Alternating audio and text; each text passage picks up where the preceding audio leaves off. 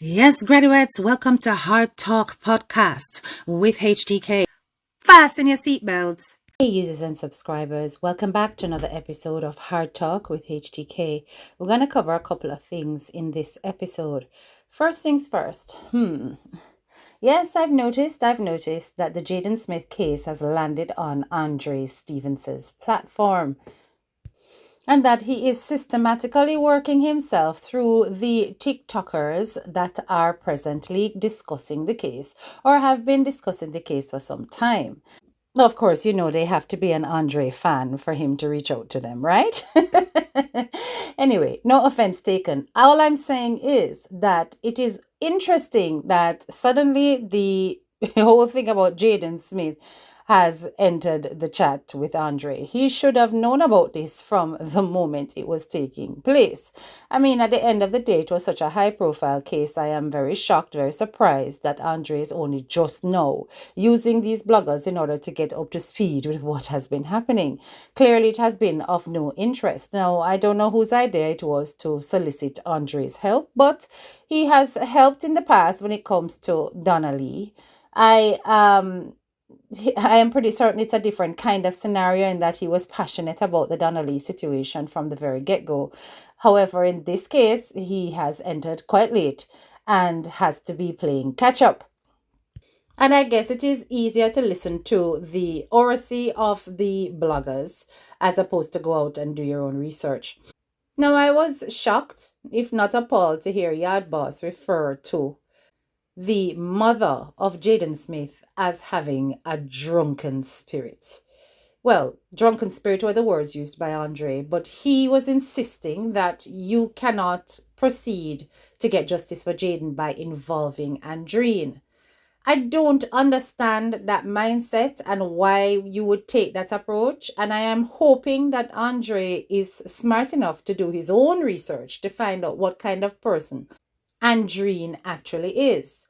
But anyway, he carried on having discussions with Yard Boss about how to go forward and what he intends to do in terms of getting the DPP to reopen the case or to at least push the case back forward to center, in order for the police to act on it, because it is apparently becoming a cold case from what we can observe and see.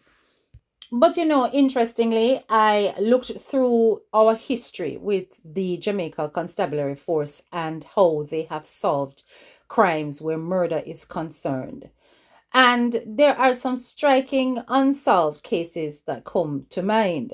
And I'm thinking to myself, if these ones can't be solved where there was even camera footage, I wonder what Andre thinks he's going to do differently. Now, this is not me saying that, listen, things can't happen and people can't be held to account.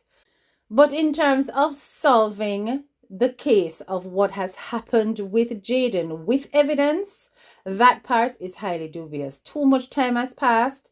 Too much lapse when it comes to the approach of the police has happened.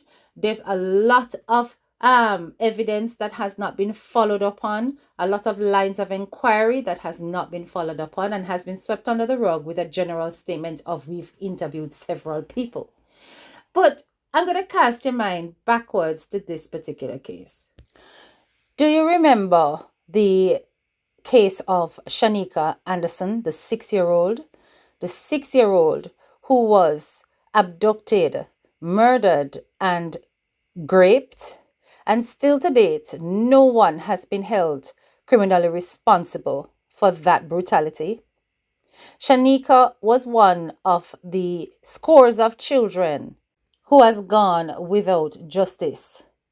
If you remember this case, on the 30th of April 2005, Shanika and a boy aged 11 who was with her were lured from Coronation Market in West Kingston by a man who convinced them that he was taking them to buy patties.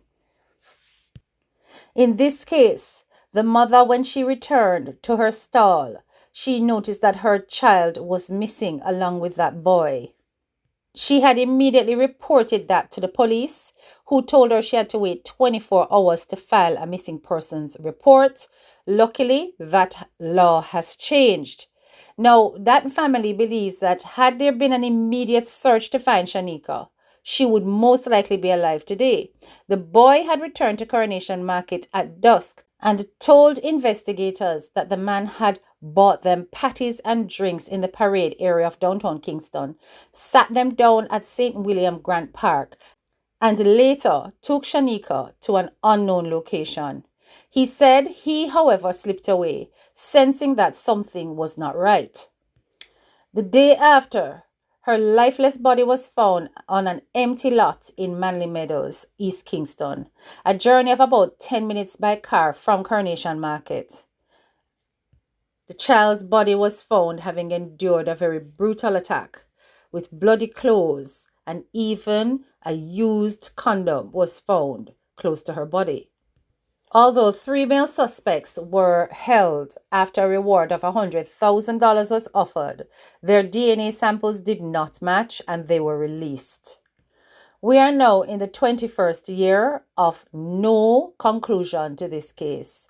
This child's killer is still at large and the case has gone completely cold. Shanika was the smallest, but yet the brightest light in the house below Shanika. The place was just like you hear everybody get up. Mom, we make Shanika behave herself, Ruth make Shanika behave herself. Shanika was just something to speak of. She had won 7 medals before she leave basic school. The last year, she didn't even get to go out here in big school. She was in grade 1, and this September, she would be in grade 2, so she didn't get to do it here. You can send her to anybody, you got any message to anyone, anywhere, anywhere. Just try to the basic one around. Like this one. Right now, she's the only one who reached out to me and told me. Why we even decided to sing this song, write this song with me, Mr. Clanton, because we feel it from the news, from all what is happening. And we understand there's no justice, you understand? There's nobody that they had caught, nobody to say what we get the justice that we need. So coming and meeting with them like this and doing the video really touched my heart, you understand? And it's a clock I'm going through, I can feel it. This lady used to take them to town on Saturday because I would go early before to get some load, and the lady that would take them, they didn't take Shanika to town. But Shanika was the smallest, so I sent back for Shanika to come to town. And that was the day that I shouldn't even send for her back. That's that day. Shanika was 6. She born 98, the 8th of June. She was the 7th, the 8th of June. She was died first. She died on the 1st of May. That was child month, the 1st of child month. I said that she leave basic school with. When she graduated from basic school, she leave with 7 medals. She leave with 5 goals. We went for them for gold, painted gold and things, and 2 of these. And these is for track fields. She's a very fast girl. She's fast. No lot of fair style. And if you can't match her on the field. She's very fast. She wins, put it a race, egg and spoon. Anytime, any farmer race, match up everybody, which when she leave school, no people left them to the take to walk away all the medal from school. So you can see the potential in that girl, and she loves dancing and she loves singing. So I don't know which one she will choose in her future, but I know our kind of field skill. Because she don't walk. If you say, son, go walk that over there, she'll be running up. Shanika was the other child that I got the older balance. But I didn't have them fast enough, so I didn't get time to balance her. And she was like 6. So it was about 6 years, but I abandoned her. I don't know. So I wouldn't know where to tell the next person that loses their child this kind of way. But all I know, this is the worst kind of way that you could lose a child. I've never seen this happen yet. And I would like to see it happen to no more child. That is my greatest enemy. I'm talking to you and to see her that Sunday. I don't know. I don't know if people could really be such an animal towards children. I've never really lost anybody that close to me, but I can feel it very deep. Every now and again, if you hear for the moment and feel a feeling, next moment, She right up in front of me. So there's no way we can get away from her. No way, no way, no way. More often time they want us people just go and sit down by herself and penetrate her. And penetrate her killer, because that is my job right now. Now, who remembers this one? The American model Desiree Gibbons. Now, Desiree Gibbons was a beautiful young lady. No, she was not a child, but I am telling you that this is yet another case of an unsolved murder. Desiree went missing on the 25th of November in 2017 from her grandmother's bed and breakfast called Gibbs Chateau in Mount Salem, St. James. She was found with her throat cut days later. 9 years later to date, there has been no one held accountable for the brutal beating and murder of this young woman. She was found in the bushes along the Long Hill Main Road in St. James. Her mother, Andrea Gibbons, continues to demand for justice. After DNA samples were taken from 6 persons of interest and close associates of the murdered American model, that led to no arrest or identity of the killer. Now, in 2020, the senior superintendent of police at the time, Michael Phipps, had reported that intensive investigation was still being carried out in the St. James division to locate several persons who had contact with the deceased prior to her death for the purpose of conducting interviews and the recording of statements where necessary. They even went as far as to say that 14 witness statements had been taken so far, including that of the person who found the body, because her body was found by a groundsman at the time.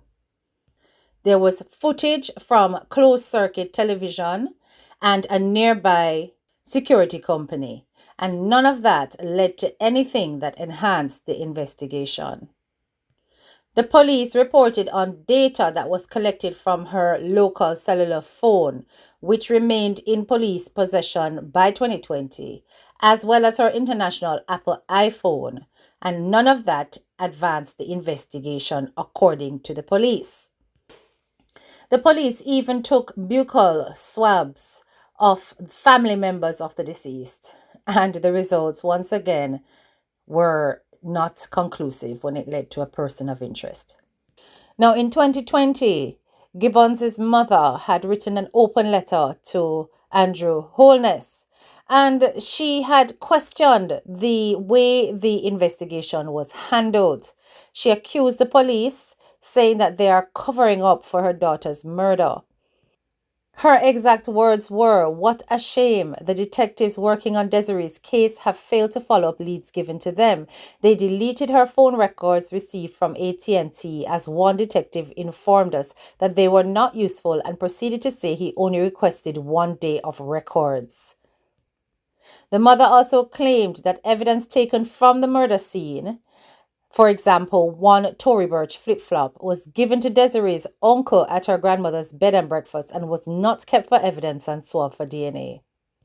Gibbons stated that Desiree's Jamaica phone had mysteriously disappeared, and when she kept pressing, she was told it was sent to Kingston. Now, she says she's being told it was empty despite her taking pictures of everything in her phone. So the mother took pictures of things in her daughter's phone and knowing that things were in it. She said names and phone numbers were given to the investigators and have yet to be followed up. All of this was said in 2020. She claimed that she had scheduled a meeting with the Major Investigation Division team on Monday, November 25th, 2019, 2 years after her daughter's body was found. And that she claimed an investigator asked why she was in Jamaica and what kind of meeting she wanted to have. She had singled out 2 detectives on the case for unprofessional behavior. She gave their names, but the press actually redacted them. And she said that this inspector proceeded to tell her that she's too aggressive and do not speak well of them nor of Jamaica. Jano Star. Now, this beautiful young lady was an advocate for racial equity and women's rights, global warming, among other causes. She spent her childhood days in Jamaica where her father was born, and that's what made her want to return to the island. So to date, cold case. And this despite my graduates' body on the scene being found. Same thing when it came to the little girl, the 6-year-old. There was a body. And they still were not able to solve these crimes. In both cases, there were claims of lack of professionalism, lack of timeliness, and lack of following up of leads. The same slackness that is now leading to this stall when it comes to Jayden Smith's case. But I want you to listen notably to the differences. In Gibbons's case, they were able to state categorically all of the number of interviews that they conducted, as well as the scientific evidence that was lifted from the scene. Now, mind you, that is a case where we had a body as opposed to Jayden Smith, where we have none. But at least they were able to say that they swabbed even the family to check to see if there was any evidence of DNA there. Was there any evidence of DNA lifted from the family members where Jayden Smith was concerned to see if anybody had any evidence of Jayden Smith putting up some kind of fight or resistance under their fingernails? No. We just hear about Shanique entering and exiting the island like a normal tourist. And this does not negate the fact that some of these crimes include adults. At the end of the day, let us not also forget the abducted JLP election worker. Do you remember that? A whole $3 million reward was announced for information that led to an arrest of anybody involved in the abduction of this lady, Lorna Nikki Robertson. She was kidnapped in broad daylight. To date, there has been no body. Nobody has found her. We don't know what has happened to this lady, and she, no doubt, is presumed dead. And this despite brawling surveillance footage of the incident that shows the woman being kidnapped by people in a van along Hope Road in the vicinity of the Diabetes Association of Jamaica on the morning of May 30th, 2025.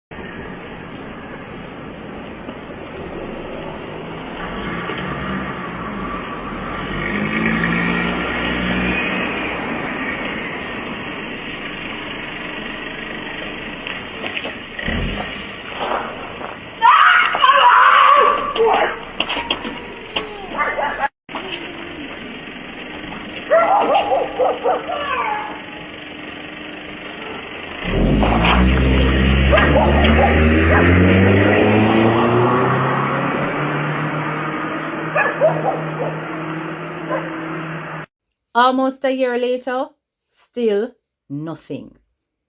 But guess what? The footage was released.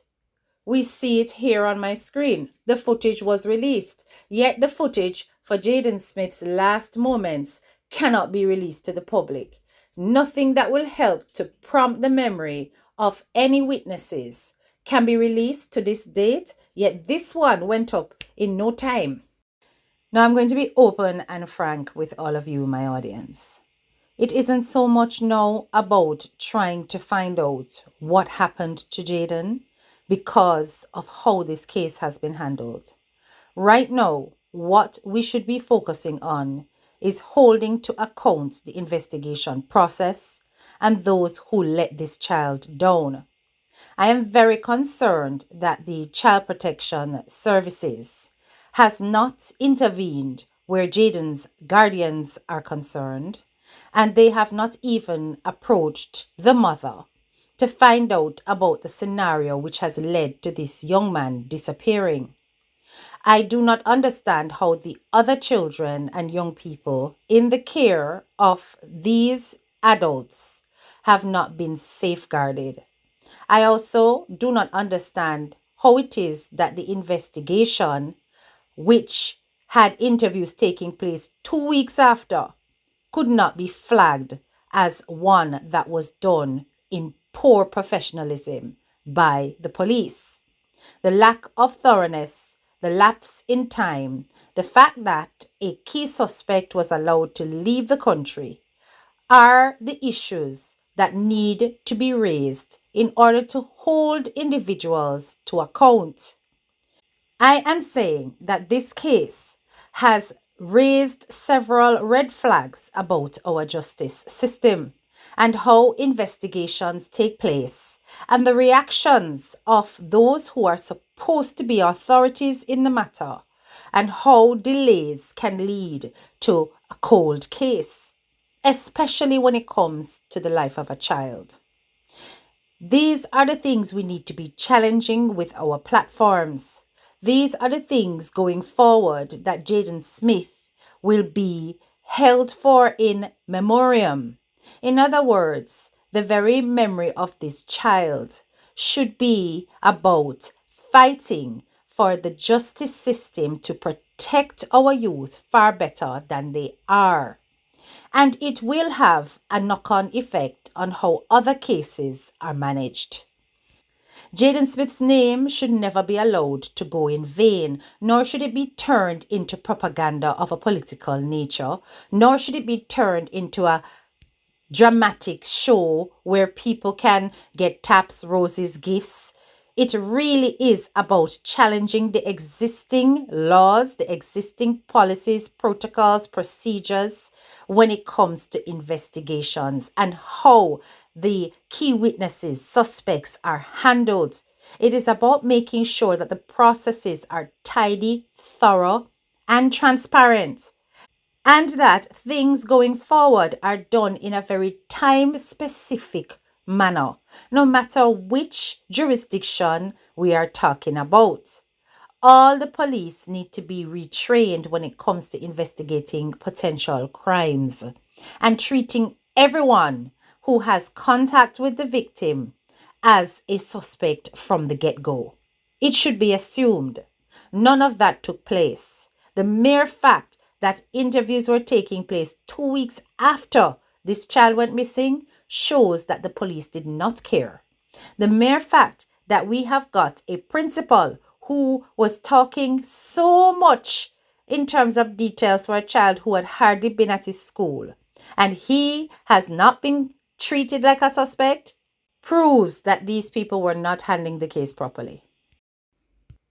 It is unmistakable that several things go wrong within our justice system that points to a lot of incapacity and, of course, limited resources and also limited effort. The public are crying out that the police have been lazy when it comes to the Jayden Smith case, and that their generalized statements shows that there was nothing thoroughly done when it came to following up on the moments just after Jayden Smith was regarded as missing. You heard it from the horse's mouth that it was 2 weeks after that Damar was interviewed by the police. 2 weeks had passed before somebody as key, a character as key as Damar, was called to the front of the class. Now, there is a very interesting case afoot at the moment, and this has to do with a failed or intercepted robbery, allegedly, that took place in December 2025. A mother has taken to the platform of TikTok to demand justice for her son. I'm going to share with you some of the video clips of what she's saying took place and why it is that she's crying out for justice. Take a look. Around my son was shot and killed right over there on the 10th of December. And alleged robbery, alleged shootout. My son, a university student, final year at University of Technology. My son, and plastered all over Jamaica as a thief. My son was shot and killed in Phoenix Park, housing scheme, on the 10th of December, and plastered all over Jamaica as a thief. I want justice for my son. I want my son's name to be cleared, and I want the perpetrators who killed my son behind the wall. And I asked for assistance to go inside the scheme to see where my son took his last breath. And from December the 10th up to date, I cannot get any assistance for anybody to go behind these walls to see where my son took his last breath. Behind those walls is where they shot The police officers shot and killed my son wrongfully. And today I'm here seeking justice for my son. Justice for my son. My son is not a murderer. My son is not a thief. My son is a university student. How many students in Jamaica leave high school and go straight into university? My son left St. Diego High School and went straight into university. My son does not have any criminal record at all. If you check the books, the law books in Jamaica, you will. I want justice for my son that was killed at Phoenix Park Housing Scheme Phase 3 on the 10th of December 2025 by police officers. He was wrongfully killed. I want the perpetrators to be brought to justice. These police officers cut my generation. I have one child. I will never be a grandmother. I am no longer a mother. Neither will I be a great grandmother. When I die, it will be as if me and my son never exist. So I am here today in pursuit of justice for my son that was wrongfully killed in Phoenix Park, Phase 3. I am here today in pursuit of justice for my son that was wrongfully killed in Phoenix Park, Phase 3 housing scheme on the 10th of December 2025.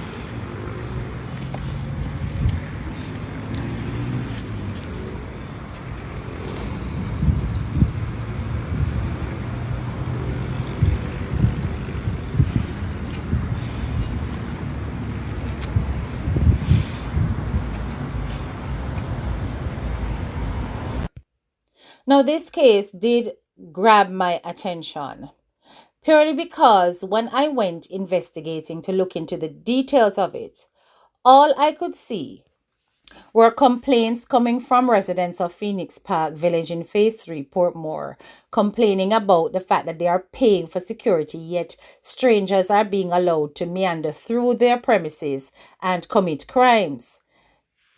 Remember, people, this was supposed to be a gated community, and it was alleged that these young men had entered Phoenix Park Village and had committed a robbery, a break-in.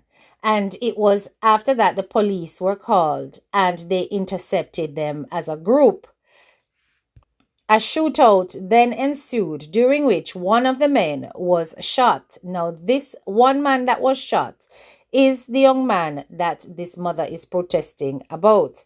His name is Shamar Akeem Brown. Now, according to this mother, this young man was a University of the West Indies student who had a promising future ahead of him, and that he had no reason to be involved in a robbery, much less for the police to gun him down. Now, the thing is, people, as we know, sometimes pitney get involved in the things where we don't know anything about as parents.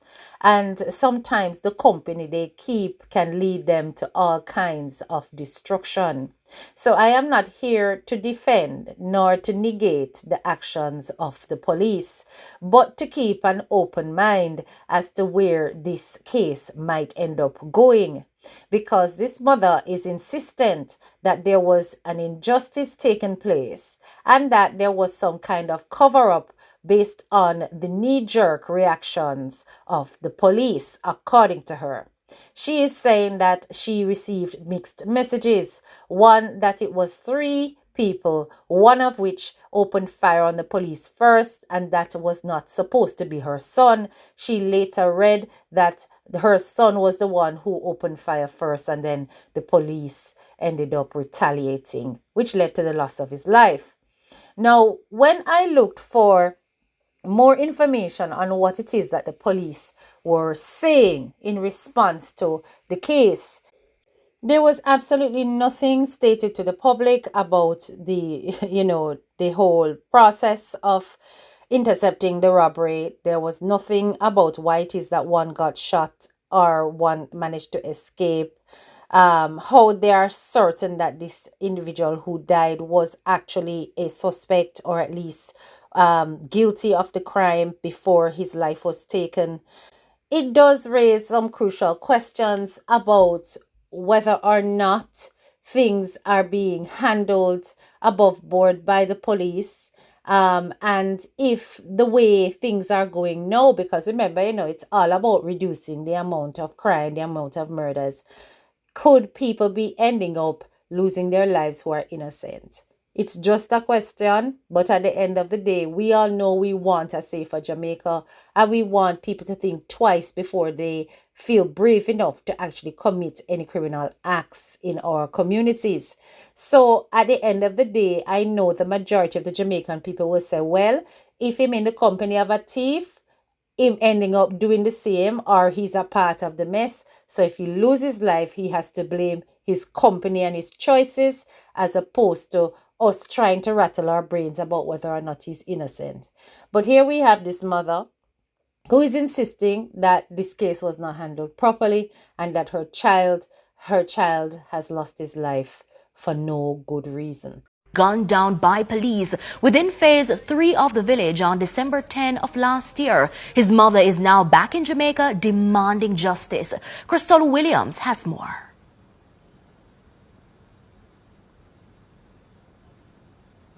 We want justice for Shamar Brown.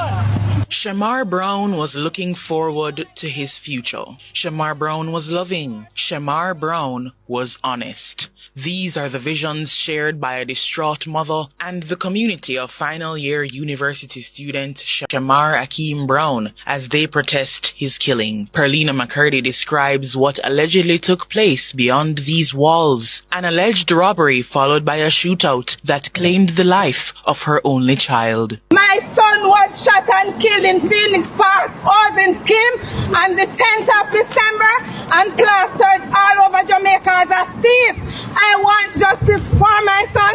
I want my son's name to be cleared, and I want the perpetrators who killed my son behind the walls of Phoenix Park housing scheme to be brought to justice and face the full course of the law. The mother of the deceased says she is in contact with Indicom, who informed her that their investigations are ongoing. On the quest for justice, she also says that every member of society ought to be held accountable, including police officers. Just like any other civilian who, when they do wrong, they are caught and brought to justice and face the full course of the law. The police officers should also be caught when they do wrong. Shania Rose, the cousin of the deceased, says he was her motivator, the driving force of her inspiration to follow her dreams. She notes the family is having a hard time. He was always around us. Most of his time he spent was with me, Brownman, Antoine, and his rest of cousins. We want justice. We want justice for Shamar Brown. So all of this is about showing you how it is that we have got situations of injustice throughout our island, and many of which have just basically landed on deaf ears. No progress, no solution, no fixing. Now, we do have some that have been solved, but I often wonder if the ones that are prioritized for this has to do with people of certain standings. But when I see even the JLP lady being kidnapped and not a thing to come of it, despite the fact that big award set up for her, it makes me wonder if corruption is involved in that case, but I'm going to leave it there. So, but may I tell you, people, so oftentimes when we speak about these cases, it is about keeping them alive. It is about asking crucial and critical questions. But after a certain amount of time has passed, that was crucial to getting the evidence while it's hot, it is not possible to keep the faith in thinking that you're going to end up with any resolution. And I find that the difference with Donnelly's case was that there was lots of evidence. There were witnesses, and they had a prime suspect because of where it took place and where the evidence was located, right? So that was able to lead to a definite conclusion, and gladly in the favor of Donnelly's situation. So Sophia was able to rejoice. In this situation here, where we have a missing child from a poor background, if you are not working to basically investigate those people who are nearest and dearest to that child, and you are avoiding the mother, you're already going to start wrong. That is where you need to start. All of the people that were heavily involved in Jayden Smith's life. So I liked the questions that were asked, or at least the points that were raised by Andre when it came to the fact that he needs to find out about the relationship between Shanika and the pastor. He needs to find out about the relationship between the family and the police. He needs to find out what is happening in terms of who was investigated, who was interviewed, how it is that Shanika ended up leaving the island. He wants to find out those crucial things to get an understanding of the timings, to reach out to the pharmacy to get footage where she claimed, where Mr. T claimed he met up with Shanique to give keys to this house in a Slipe Road. All them something, there are very, very significant things that were missed that the police cannot declare openly that they have followed up on. But be careful of trying to shut down communication with essential parties. No, it's not the time to be talking about Jayden Smith's mother is drunk. She's not drunk. She was never drunk. The father, however, has got issues. But you see me, I'm not into bloggers and their petty politics and not wanting to reach out to people who are already working with other bloggers because it means that other bloggers are going to get a highlight. Reach out to Mato, who is in touch with the mother, and let Mato come on the program and talk the talk and bring Andreen, because he has direct contact with Andreen. And let us hear what this woman has to say as well. Anyway, guys, if you have made it this far into the video, don't forget to hit the like, share, and subscribe button. And of course, click that bell. So every time I drop a video, you are notified. This is your girl, Head Teacher K, and I'm out. Bye.